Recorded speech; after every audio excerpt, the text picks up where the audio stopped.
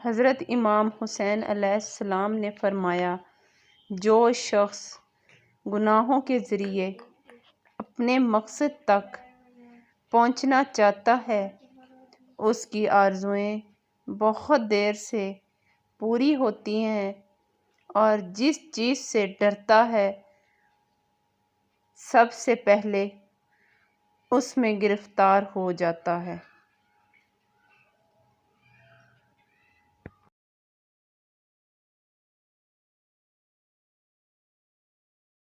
حضرت علی رضی اللہ تعالی عنہ، تم جنت نہ مانگو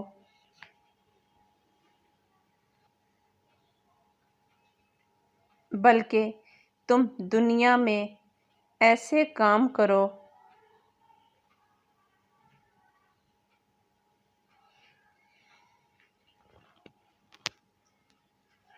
کہ جنت تم کو مانگے۔